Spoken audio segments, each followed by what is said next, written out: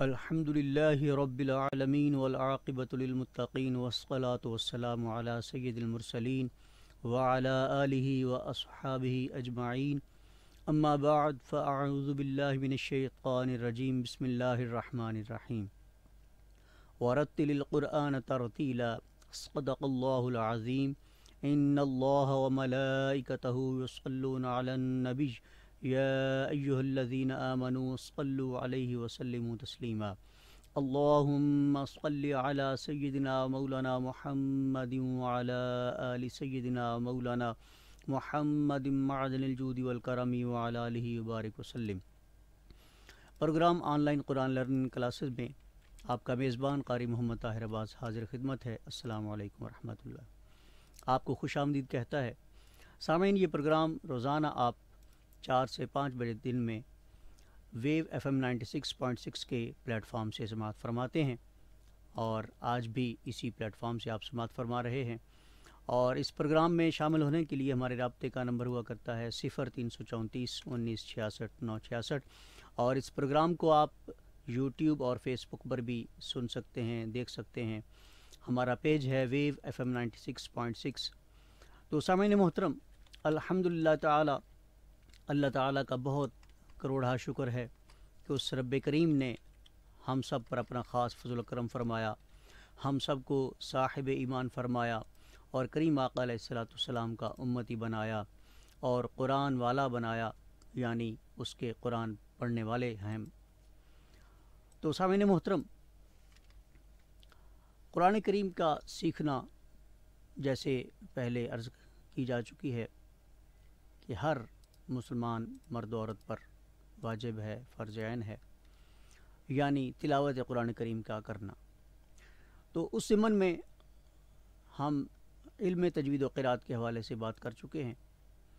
تو گزشتہ پروگرام میں ہم حروف مدہ کی بات کر رہے تھے۔ حروف مدہ میں نے 3 عرض کیے تھے: الف، واو اور یا۔ الف، واو اور یا، اور اسی کے ساتھ میں نے انہی 3 حروف میں سے 2 حروف لیے جن کو ہم نے مد لین کے طور پر مختص کیا، یعنی یہ 3 حروف جو ہیں ان میں سے 2 حروف وہی، یعنی واو اور یا، یہ لین کے طور پر جب آتے ہیں تو ان کی حالت اور ہوتی ہے، یعنی اس کے ماقبل کی، اور جب یہی حروف مدہ ہوتے ہیں تو ان کے ماقبل، ان کے یعنی کہ پہلے حرف کی جو ہے وہ حالت اور ہے۔ تو سامعین محترم، یہ تفصیل میں جو ہے وہ میں عرض کر چکا ہوں۔ تو مزید مد کی بات کرتے ہیں کہ جو بڑی مد ہے اور اس کے ساتھ چھوٹی مد ہے، تو یہ ہمیشہ بڑی مد جو ہے یہ تینوں حروف مدہ کے اوپر آتی ہے۔ الف مدہ ہو، واو مدہ ہو یا مدہ ہو۔ تو الف مدہ جیسے جا،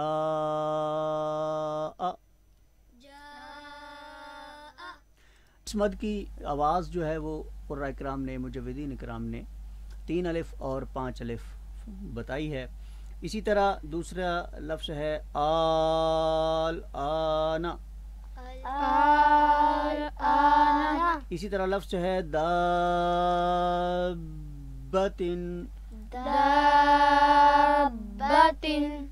اور اسی طرح جو ہم حروف مقطعات، یعنی صورتوں کے شروع میں جو حروف آتے ہیں جن کو ہم الگ الگ حرف کر کے پڑھتے ہیں، ان کو تجوید کی زبان میں حروف مقطعات کہتے ہیں، اور ان کو اس طرح پڑھا جاتا ہے: الف لام میم، الف لام میم۔ اسی طرح عین، سین، قاف، عین، سین، قاف۔ تو ہم نے مد کی آواز کو جو ہے وہ مد نظر رکھنا ہے کہ حرفی طور پر ہو یا یعنی کہ لفظی طور پر ہو۔ تو حرفی طور پر حروف مقطعات میں ہم پڑھتے ہیں، اور لفظی طور پر دوسرے الفاظ میں جس طرح حرف مدہ آتا ہے اور اس کے اوپر مد آتی ہے۔ تو اسی طرح لفظ ہے حاجہ، حاجہ، اسی طرح یا سماء یا سماء تبوء تبوء ولا الضالين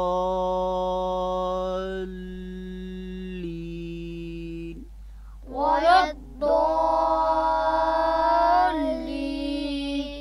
في آياتنا في آياتنا قالوا آمنا قالوا آمنا في أنفسهم في أنفسهم. تو یہ کچھ مثالیں تھیں مدہ کے حوالے سے.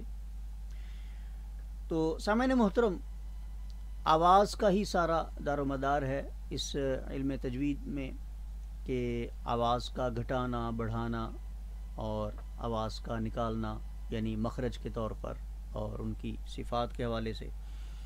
تو کیونکہ یہ علم تجوید کا جو سارا معاملہ ہے وہ آواز پر ہی منحصر ہے، تو پڑھتے وقت یعنی تلاوت قرآن کریم کے کرتے وقت ہم نے آواز پر خوب توجہ دے کر پڑھنا ہے. تو اسی طرح مد لین کی بات کی تھی، تو جیسے لفظ ہے صیف، صيف، خوف، خوف، یوم. يوم. تو سامعین محترم، اختصاراً میں نے مد کے حوالے سے بات کی ہے. تو اس سے آگے ہم آج وقف کے حوالے سے بات کریں گے، کیونکہ حضرت علی المرتضیٰ رضی اللہ تعالی عنہ نے جو ورتل القرآن ترتیلا کے معنی مفہوم بیان فرمائے ہیں، ہوا تجوید الحروف و معرفت الوقوف.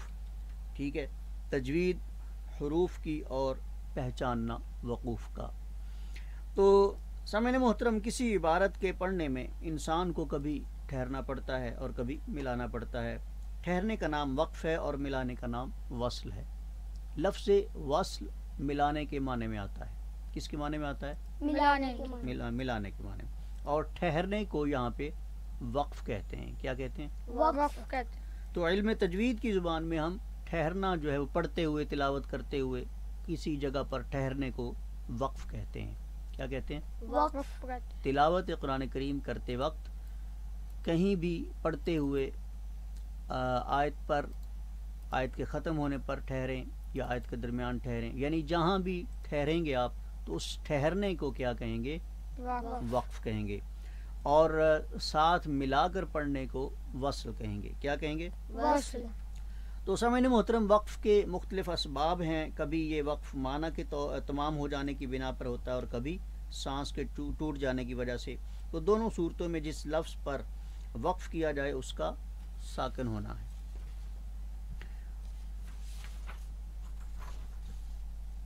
تو سامعین محترم، کسی مقام پر ٹھہرنے کی 4 صورتیں ہو سکتی ہیں.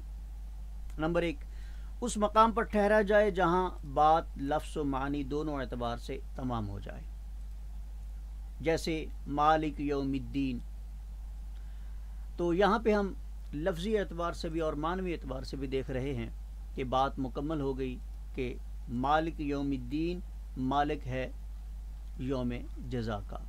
ٹھیک ہے، تو اس جملہ کو بعد کے جملہ یعنی ایاک نعبد و ایاک نستعین کے ساتھ کوئی تعلق نہیں ہے. تو بات عرض کرنا مقصود یہ ہے کہ ایک عبارت چل رہی ہے، تو اس عبارت میں مثلا والذین یؤمنون بما انزل، تو اگر آپ والذین یؤمنون یہاں پر آپ وقف کر دیتے ہیں اور پھر ٹھہر کر بغیر ملائے آگے پڑھنا شروع کر دیتے ہیں بما انزل، تو یہاں پہ معنوی طور پر جو ہے وہ فرق آ جائے گا. دوسرے نمبر پر اس مقام پر ٹھہرا جائے جہاں ایک بات تمام ہو جائے لیکن دوسری بھی اس سے متعلق ہو، جیسے مما رزقناہم ينفقون، اس منزل پر یہ جملہ تمام ہو گیا ہے، لیکن بعد کا جملہ والذین یؤمنون بھی انہی لوگوں کے اوصاف میں سے ہے. یعنی ایک عبارت کسی موضوع پر ہو رہی ہے، چل رہی ہے، تو اس میں مثال کے طور پر یہاں پہ یہ سورہ بقرہ کی جو ابتدائی آیات ہیں، تو اس میں اللہ تعالیٰ اپنے مومنین بندوں کے اوصاف بیان فرما رہا ہے کہ الذین یؤمنون بالغیب ویقیمون الصلاۃ ومما رزقناہم ينفقون. تو اب یہ اوصاف آگے بیان ہو رہے ہیں. والذین یؤمنون بما انزل الیک وما انزل من قبلک وبالآخرۃ هم یوقنون اولئک علی ھدی من ربہم واولئک هم المفلحون. تو اب لفظ مفلحون تک جو ہے نا یہ مکمل مفہوم جو ہے وہ ہوتا ہے کہ اللہ کے بندوں کی جو صفات ہیں، ان کی جو خوبیاں ہیں، وہ ہم المفلحون تک جو ہے وہ مکمل ہوتی ہیں. اب یہاں پہ آپ دیکھیں کہ والذین یؤمنون، تو سامعین محترم اسی طرح حکم تو یہی ہے کہ قرآن کریم کو پوری طرح سمجھ کر پڑھا جائے. تو سمجھ کر پڑھنے سے مراد یہی ہے کہ آپ کو یعنی اس آیت کی عبارت کے مفہوم کا پتہ ہو کہ آیت میں کیا مفہوم چل رہا ہے، کون سی بات ہو رہی ہے. اسی طرح فویل للمصلین الذین هم عن صلاتهم ساہون الذین هم یراؤون ویمنعون الماعون. تو تیسری جو قسم ہے وہ کہ اس مقام پر وقف کیا جائے جہاں معنی تمام ہو جائے لیکن بعد کا لفظ پہلے ہی لفظ سے متعلق ہو، جیسے الحمدللہ. کیا ہے؟ الحمدللہ. اب یہاں پر وقف تو کیا جا سکتا ہے، لیکن رب العالمین لفظی اعتبار سے اس کی صفت ہے، لفظی اعتبار سے اس کی صفت ہے، یعنی الگ سے کوئی جملہ نہیں ہے. ٹھیک ہے، تو یہاں پر اب کیا کریں گے کہ الحمدللہ یہاں پہ وقف تو کر سکتے ہیں، مگر رب العالمین تمام تعریفیں اللہ کے لیے ہیں، رب العالمین جو سارے جہانوں کا پالنے والا ہے. تو اب یہاں پہ جملہ ختم ہو جاتا ہے، بات ختم ہوتی ہے. تو اگر آپ الحمدللہ پڑھ کر آپ چھوڑ دیتے ہیں تو پھر آگے بغیر ملائے جو ہے وہ آگے اعادہ کیے بغیر آگے پڑھ دیتے ہیں. تو نمبر 4 پہ ہے کہ اس مقام پر وقف کیا جائے جہاں نہ لفظ تمام ہو نہ معنی، جیسے مالک یوم الدین میں لفظ مالک پر وقف، یہ کہ بغیر یوم الدین کے نہ لفظی اعتبار سے تمام ہے اور نہ معنن. ایسے مواقع پر وقف نہیں کرنا چاہیے. یعنی آپ پڑھ رہے ہیں مالک یوم الدین، تو مالک پر آپ جو ہے وہ ٹھہریں گے نہیں، وقف نہیں کریں گے، یعنی اس کو توڑ کر نہیں پڑھیں گے. مالک پڑھ کر آپ نے وقف کیا، آپ ٹھہر گئے اور پھر پڑھا یوم الدین. تو وقف اضطراری جو ہے، مثلا پڑھتے پڑھتے تلاوت کرتے کرتے سانس ٹوٹ جاتی ہے، اور سانس ٹوٹنے پر جو ہے وہ کوئی ایسا موقع نہیں ہے کہ وہاں پہ کسی آیت یا کسی یعنی وقف کی علامت ہو. تو یعنی کہ پڑھنے کے دوران علامت وقف بھی نہیں ہے اور کوئی ایسی جگہ نہیں ہے کہ جہاں پہ آپ وقف کریں، تو اس کو وقف اضطراری کہیں گے. یعنی سانس کا ٹوٹ جانا یا کھانسی آ جانا، کچھ بھی ہو سکتا ہے. تو سامعین محترم یہ تمام علامات جہاں پہ ہم وقف کر سکتے ہیں یہ قرآن کرام نے اپنی کتب میں بتائی ہیں. تو ان مقامات کے علاوہ کسی مقام پر سانس ٹوٹ جائے تو آخری حرف کو ساکن کر دے اور دوبارہ پہلے لفظ سے تلاوت شروع کر دے تاکہ کلام کے تسلسل پر کوئی اثر نہ پڑے.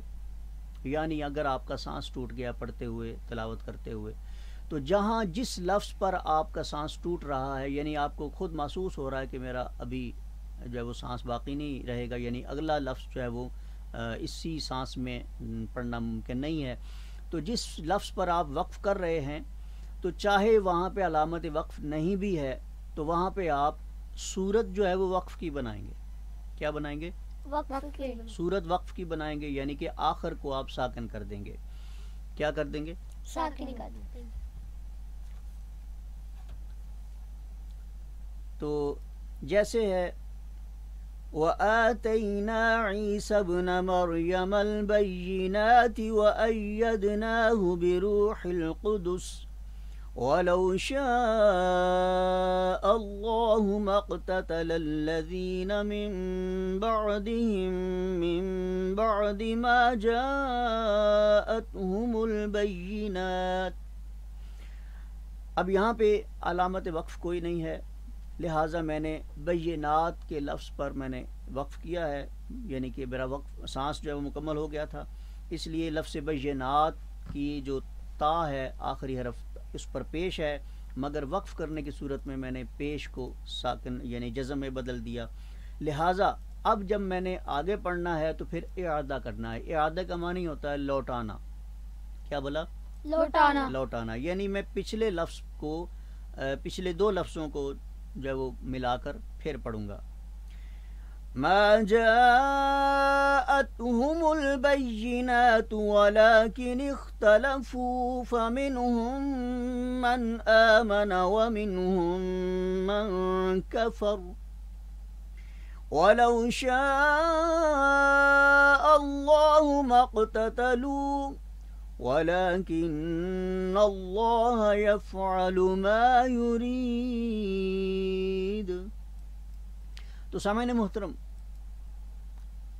اب عام طور پر ہر شخص تو ترجمہ نہیں جانتا، مفہوم نہیں جانتا، تو اس کی صورت یہی ہے، آسان سی بات ہے کہ آپ جہاں پہ کسی علامت وقف کو دیکھیں، مثلا جو ہے وہ علامت وقف تا دیکھیں، علامت وقف میم دیکھیں، یا آیت جو گول دائرہ ہے وہ دیکھیں، تو وہاں پر آپ وقف کر سکتے ہیں.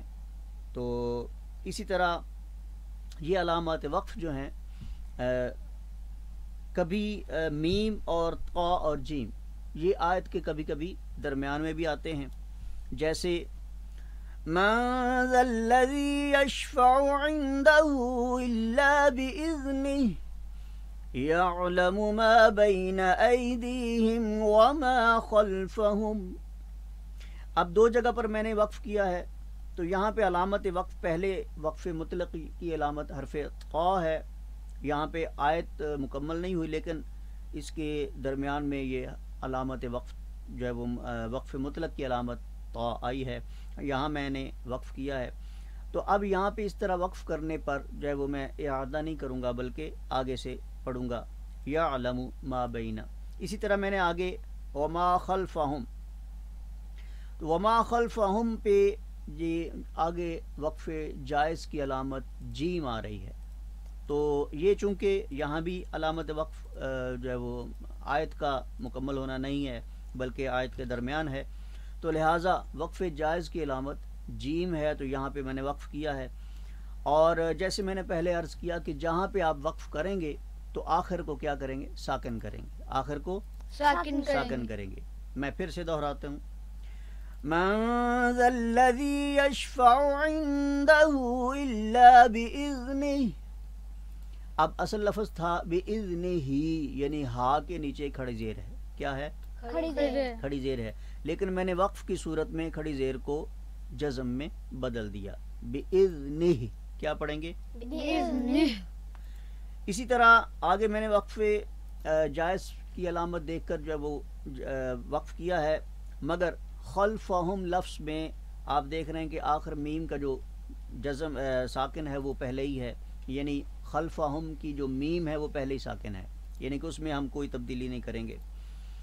تو مطلب عرض کرنے کا یہ ہے کہ جب بھی آپ کہیں بھی کسی جگہ پر وقف کریں گے تو لفظ کے آخر میں یہ تبدیلی لائیں گے کہ اگر وہ آخری حرف متحرک ہے یعنی اس کے اوپر زبر ہے، زیر ہے، پیش ہے، تو اس کو آپ جزم میں بدل دیں گے. کس میں بدل دیں گے؟ جزم میں. یعنی جب بھی آپ کہیں بھی وقف کریں گے تو لفظ کے آخر پر جو حرف آ رہا ہوگا اس حرف کو دیکھنا ہے کہ اس پر کوئی بھی حرکت ہے، زبر ہے، زیر ہے، پیش ہے، تو اس کو آپ کس میں بدل دیں گے؟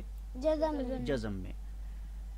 تو اسی طرح ولا يحيطون بشيء من علمه إلا بما شاء. اب میں نے یہاں پہ اعادہ نہیں کیا. کیوں نہیں کیا؟ اس لیے کہ وقف جائز کی علامت یہاں پہ جیم تھی، تو جہاں پہ یہ وقف جائز کی علامت جیم ہے یا طا ہے تو وہاں پہ وقف کرنا جائز ہوتا ہے اور وہاں پہ اعادہ نہیں ہوتا، اور آپ آگے سے پڑھ سکتے ہیں. یہاں میں نے وقف کیا ہے بما شاء، تو یہاں پہ آپ دیکھ رہے ہیں کہ شاء لفظ میں حمزہ آخری حرف ہے تو اس کے اوپر زبر ہے، تو اس زبر کو ہم نے، تو آگے ہے وَاسِعَ كُرْسِيُّهُ السَّمَاوَاتِ وَالْأَرْضِ. لفظ ارض پہ میں نے وقف کیا ہے، تو وقف کرنے کی صورت کیا ہوئی کہ آخری جو حرف ضاد ہے اس کو میں نے ساکن کیا ہے. تو یہاں پہ آپ نے آگے دیکھا کہ لفظ والارض یہاں پہ وقف ہوا. اس کے بعد وَلَا يَؤُودُهُ حِفْظُهُمَا وَهُوَ الْعَلِيُّ الْعَظِيمُ. تو لفظ عظیم پر آیت مکمل ہوئی، لیکن یہاں پہ پیچھے حفظہما میں میں نے وقف کیا ہے. تو حفظہما میں جو ہے وہ تبدیلی نہیں ہوگی کیونکہ الف جو ہے وہ پہلے ہی ساکن ہے، یعنی کہ تو کسی قسم کی یہاں پہ تبدیلی نہیں کریں گے. تو عرض کرنا مقصود یہ ہے کہ صرف ذہن نشین اتنی بات رکھیں کہ وقف علامت وقف پر کریں یا علامت وقف کے نہ ہونے پر، یعنی کسی بھی جگہ وقف اضطراری کریں، تو وہاں پہ آپ آخر کو کیا کریں گے؟ ساکن کریں گے. کیا کریں گے؟ ساکن کریں گے. ساکن کریں گے. اب یہاں پہ قراء کرام نے 3 صورتیں بتائی ہیں: وقف بالاسکان، وقف بالاشمام اور وقف پر روم. وقف پر روم. تو اسی طرح وَمَن يَرْغَبُ عَن مِّلَّةِ إِبْرَاهِيمَ إِلَّا مَن سَفِهَ نَفْسَهُ. اب نفسہ لفظ تھا تو ہا کی جو الٹا پیش ہے اس کو میں نے کس سے بدلا؟ جزم سے. کس سے بدلا؟ جزم سے. وَلَقَدِ اصْطَفَيْنَاهُ فِي الدُّنْيَا وَإِنَّهُ فِي الْآخِرَةِ لَمِنَ الصَّالِحِينَ. تو لفظ صالحین پر آیت مکمل ہوئی. تو سامعین محترم، یہ اختصاراً میں نے وقف کے بارے میں عرض کر دی ہے. تو عام طور پر صرف آپ ذہن میں یہ بات رکھیں گے کہ کہیں بھی آپ نے وقف کرنا ہے، ٹھہرنا ہے تلاوت کرنے کے دوران میں، تو کوشش کیجئے کہ علامت وقف پر جو ہے وہ آپ وقف کریں تاکہ کسی قسم کا لفظی اور معنوی تعلق جو ہے وہ نہ ٹوٹنے پائے. تو آپ لفظی اعتبار سے دیکھیں کہ کسی جگہ پر جو ہے وہ 2 لفظ آپس میں یعنی کہ شد کے طور پر مل رہے ہیں. مثال کے طور پر عذاب النار، کیا پڑھا؟ عذاب النار. تو یہاں پہ آپ دیکھ رہے ہیں کہ لفظ عذاب کی جو با کا حرف ہے وہ لفظ نار اس کی نون سے مل رہا ہے. تو اگر آپ یہاں پہ وقف کریں گے عذاب پھر پڑھیں گے نار تو یہ غلط ہو جائے گا. لہٰذا اس کو کوشش کریں ایک ساتھ ملا کر پڑھیں، یعنی وصل کے ساتھ عذاب النار. ٹھیک ہے. تو وقف اضطراری بھی ہو، اگر آپ کے یہاں پہ کوئی کھانسی آ جاتی ہے یا سانس ٹوٹ جاتا ہے تو پھر آپ لفظ عذاب کو دوبارہ لوٹا کر عذاب النار اس طرح پڑھیں گے. یا وبئس المصیر، یہ 2 لفظ ہیں. تو آپ اگر پڑھتے ہوئے وبئسل یہاں پہ آپ کا سانس ٹوٹ جاتا ہے یا کوئی مسئلہ بن جاتا ہے کہ آپ کو ٹھہرنا پڑا یا رکنا پڑا، ٹھیک ہے، تو آپ لفظ بئسا کو دوبارہ اس کے ساتھ میں ملا کر پڑھیں گے وبئسل مصیر. وبئسل مصیر. تو سامعین محترم، گزشتہ جو پروگرامز میں مخارج کی بات ہوئی ہے، صفات کی بات ہوئی ہے، تو ان تمام مخارج حروف اور تمام صفات حروف کے جاننے کی جو اصل ضرورت تھی، غرض و غایت تھی، وہ ہمارا تلاوت قرآن کریم کا صحیح طور پر کرنا تھا۔ تو تلاوت قرآن کریم کے دوران ہم ان تمام قوانین و ضوابط کو ملحوظ رکھ کے پھر تلاوت کریں گے۔ تو میں کچھ آج تلاوت کرتا ہوں، اور اس میں آپ نے غور کرنا ہے کہ کون سا حرف اپنے کس مخرج سے ادا ہوا اور کس حرف پر کون سی صفت جو ہے وہ استعمال ہوئی۔ تو اصل مقصد تو تمام قواعد و ضوابط کے جاننے کا یہی ہے کہ ہم تلاوت قرآن کریم کے دوران ان کو ملحوظ رکھ کے پڑھیں، ٹھیک ہے، نہ کہ ان کو بھلا کر جو ہے وہ اپنی مرضی سے جیسے منہ میں آئے لفظ پڑھتے جائیں۔ اعوذ باللہ من الشیطان الرجیم، بسم اللہ الرحمن الرحیم، الحمد للہ رب العالمین، الرحمن الرحیم، مالک یوم الدین، ایاک نعبد و ایاک نستعین، اهدنا الصراط المستقيم صراط الذين أنعمت عليهم غير المغضوب عليهم ولا الضالين۔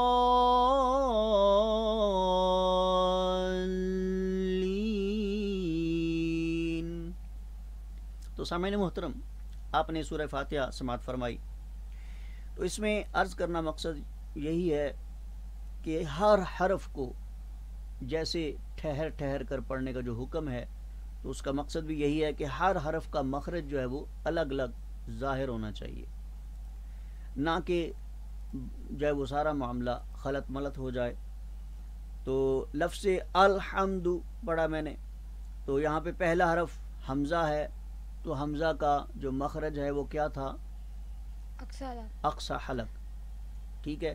تو حمزہ کے پڑھتے وقت ہم نے غور کرنا ہے کہ اس کی آواز اقصی حلق جو سینہ کے قریب تھا وہاں سے نکل رہی ہے، اور اسی طرح اس کے اوپر کون سی حرکت ہے؟ زبر۔ کیا کون سی حرکت ہے؟ زبر۔ تو لہٰذا اگلا حرف ہے لام۔ کون سا حرف ہے؟ لام۔ تو لام کا مخرج بھی ہم نے جو ہے وہ غور میں لانا ہے، اور لام کے اوپر جزم ہے، تو پچھلے حرف کو ہم جزم کے ساتھ ملا رہے ہیں، حمزہ زبر لام ال۔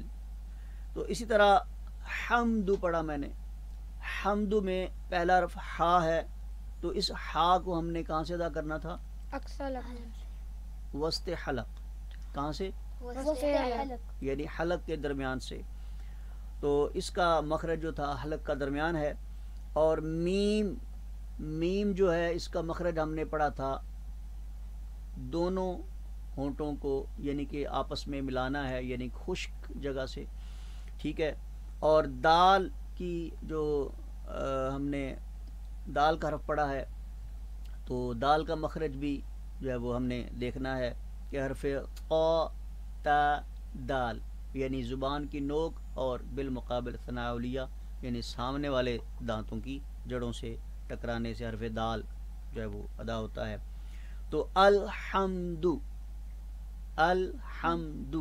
یہاں پہ غور کرنا ہے کہ جو بڑی غلطی ہم نے بیان کی تھی، یعنی ساکن کو متحرک اور متحرک کو ساکن کرنا، یعنی جہاں جزم پڑھنی تھی وہاں پہ زبر پڑھ دی یا زیر پڑھ دی، تو اس قسم کی غلطی سے بھی ہم نے بچنا ہے، یعنی ال پڑھنا ہے، اعلیٰ حمد نہیں پڑھنا، ٹھیک ہے۔ اکثر اوقات اعلیٰ حمد پڑھا جاتا ہے اور الحمد پڑھا جاتا ہے، ہا کو اس کے اپنے مخرج سے ادا نہیں کیا جاتا، ٹھیک ہے۔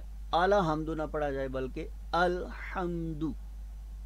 تو دال کی پیش حرکات کے بارے میں نے عرض کی تھی کہ جہاں پہ زبر زیر اور پیش یعنی خالی حرکات ہوں تو ان کی آواز لمبی نہیں ہوگی.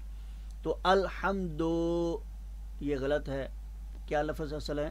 الحمد. الحمد ٹھیک ہے. للہ لفظ للہ جب ہم نے پڑھنا ہے تو لفظ اللہ کا جو لام ہے اس کی ہم نے ترقیق کو ذہن میں لانا ہے کہ لفظ اللہ کا لام جو ہے وہ باریک پڑھا جائے. کیسے پڑھا جائے؟ باریک پڑھا جائے. ٹھیک ہے. تو ان چیزوں کا خیال رکھتے ہوئے جو ہے وہ ہم نے تلاوت کرنے کی کوشش کرنی ہے. یعنی مقصد جو ہے وہ ہمارا سارا کچھ کرنے کا، اتنی محنت کرنے کا یہی ہے کہ ہم ہر حرف پر اس کی صفت اور اس کے مخرج کو ملحوظ رکھ کے پڑھیں. ٹھیک ہے. للہ اکثر اوقات للہ پڑھا جاتا ہے، یعنی کہ یہاں پہ تفخیم کر دی جاتی ہے. تو اس لفظ اللہ کے لام کو جب اس کا ما قبل یعنی پہلا حرف مکسور ہو یعنی کسرہ والا زیر والا ہو تو للہ میں چونکہ لام کے نیچے زیر ہے تو اس زیر کی وجہ سے لفظ اللہ کا لام کیسے پڑھیں گے؟ باریک پڑھیں گے. کیسے پڑھیں گے؟ باریک پڑھیں گے. باریک پڑھیں گے. للہ بسم اللہ اعوذ باللہ. ٹھیک ہے. تو آگے للہ کا آخری حرف ہا ہے تو ہا کہاں سے ادا ہوتا ہے؟ اقصی حلق سے. ٹھیک ہے. تو اب اس کے نیچے زیر ہے تو زیر کی آواز کو بھی ہم کنٹرول کریں گے، یعنی کہ لمبی آواز نہیں ہونے دیں گے. للہ یہ غلط ہے. للہ یہ بھی غلط ہے. لہٰذا کیا پڑھیں گے؟ للہ. للہ کیا پڑھیں گے؟ للہ. رب العالمین. را کے اوپر زبر ہے تو ہم نے را کی تفخیم و ترقیق کے بارے میں بات سمجھ لی تھی کہ را کے اوپر جب زبر آئے یا پیش آئے تو اس کو ہم پر کر کے پڑھتے ہیں. کیسے پڑھتے ہیں؟ پر کر کے. اب را کے مخرج کو بھی ہم نے ذہن میں رکھ کے پڑھنا ہے اور اس کی صفت تفخیم یعنی پر کر کے موٹا کر کے پڑھنے کی جو ہے وہ بات بھی ذہن میں رکھ کے پڑھنی ہے. رب العالمین. عین کو ہم نے کہاں سے ادا کرنا ہے؟ وسط حلق سے. ٹھیک ہے. یہاں پہ اس لفظ کو پڑھتے وقت حرف کو پڑھتے وقت آپ کی آواز حمزہ سے نہ مل جائے. ٹھیک ہے. رب العالمین نہ پڑھا جائے بلکہ رب العالمین. رب العالمین. یہاں پہ جھٹکا بھی نہیں دیں گے. اکثر اوقات جو ہے وہ جھٹکے سے پڑھا جاتا ہے رب العالمین. یہ غلط ہے. یعنی کہ جو جھٹکا ہے یہاں پہ نہیں ہونا چاہیے. آواز کو سیدھا رکھیں. رب العالمین. رب العالمین. تو عالمین لفظ میں لام کے اوپر زبر ہے. یہاں پہ ہم عین اور لام کی آواز میں فرق کریں گے. عین اور لام کی آواز میں فرق کریں گے. فرق کیا کرنا ہے؟ عین پر کھڑا زبر ہے اور لام پر زبر ہے تو لہٰذا عین کی آواز ڈبل ہوگی اور لام کی. ٹھیک ہے. تو عالمین میم کے نیچے زیر ہے اور اس کے آگے یا مدہ ہے اور اس کے آگے کیا ہے؟ یعنی یا آ رہا ہے حرف اور اس کے اوپر جزم ہے.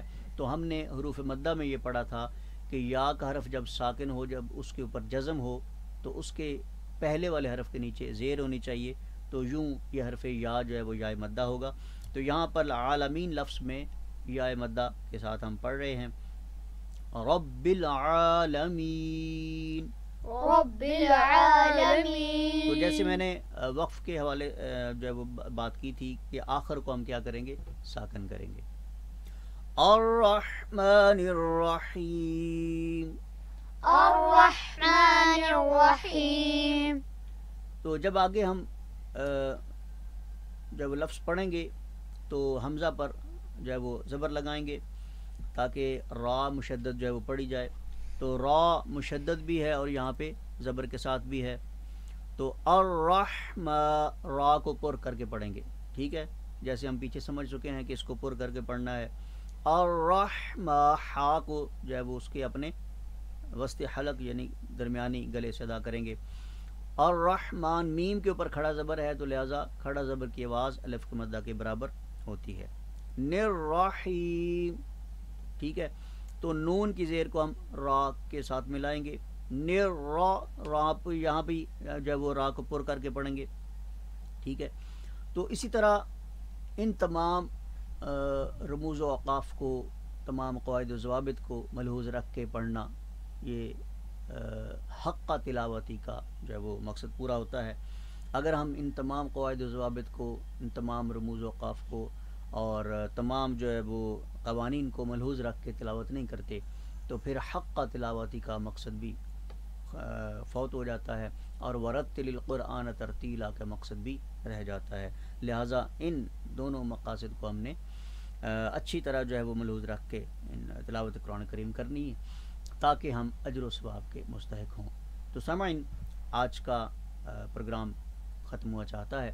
اگلے پروگرام تک اپنے میزبان قاری محمد طاہر عباس کو اجازت دیجیے۔ اللہ نے کے بعد